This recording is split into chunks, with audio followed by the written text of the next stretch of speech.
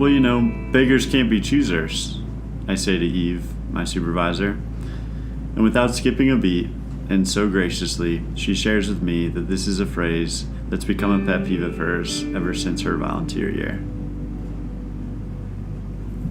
Not too long later, on a chilly December morning, I'm standing in line with individuals in need who have gathered to receive a warm meal and some free Christmas gifts. I see a man, mid-40s, I think to myself. He stands out to me. He looks like me, just 20 years older. He looks so approachable and friendly. I walk up to him, hesitant that I might be offering a free scarf to a fellow volunteer, not a participant in line.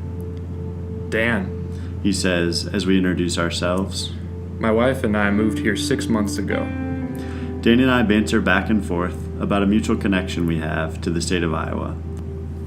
He says, When I was young, I worked as a farmhand, raising horses. Then I moved up to helping run the farms, but I needed a change of pace and got into auto repair as a mechanic. I worked as a BMW mechanic until a few months back, when I severed a tendon in my hand. Now they won't hire me back at the shop. Because of this, it was not long before Dan and his wife were no longer able to afford rent and were soon evicted, cast away from the reality they knew for a new reality, the streets.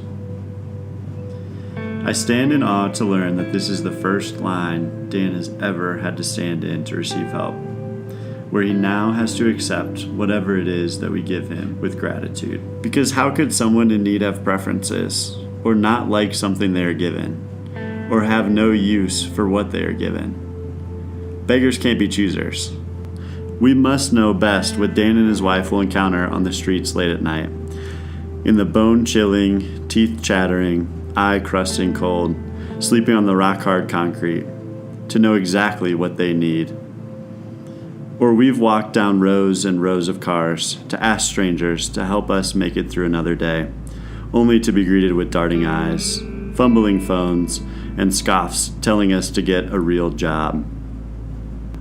I wonder about how we've severed our relationship with those in need, just like Dan has severed his tendon and lost his job.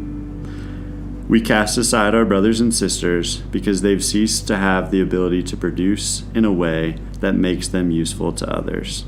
And it's at that time that they lose their ability to have preference and must start accepting whatever they are given with gratitude?